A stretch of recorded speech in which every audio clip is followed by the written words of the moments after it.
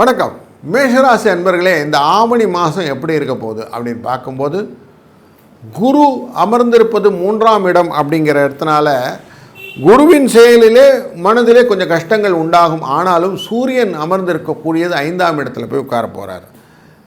5ஆம் இடத்துல ஆட்சியில் அமர்வது அப்படிங்கிறதும் ரொம்ப முக்கியமான காரணமாகிறதுனாலே சில அன்பர்களுக்கு உடல் உபாதைகள் வருவதற்கு வாய்ப்புகள் உண்டு.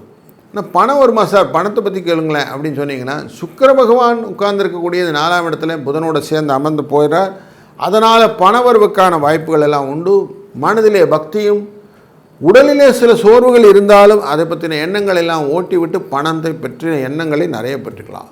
உங்கள் ராசிநாதனான செவ்வாய் அமர்ந்திருப்பது கன்னிராசியில் அமர்ந்தனால கன்ஃபார்மாக பணம் அப்படிங்கிறது உண்டு. ஏன்னா அவர் தன்னுடைய பார்வையாலே உங்கள் ராசியும் பார்க்க போகிறார். கன்னிராசியிலிருந்து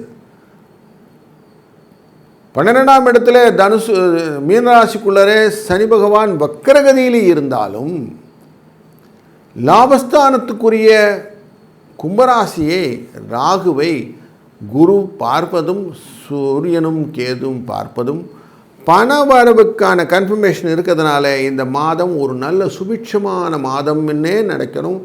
நல்லதே நடக்கப் போகிறது. விநாயக சதுர்த்தி அன்று விநாயக வழிபாடினாலே உங்களுக்கு வந்த அனைத்து விதமான கஷ்டங்களும் விலகி நல்லது நடக்கும். நல்லதே நடக்கட்டும். வாழ்க வளத்துடன்.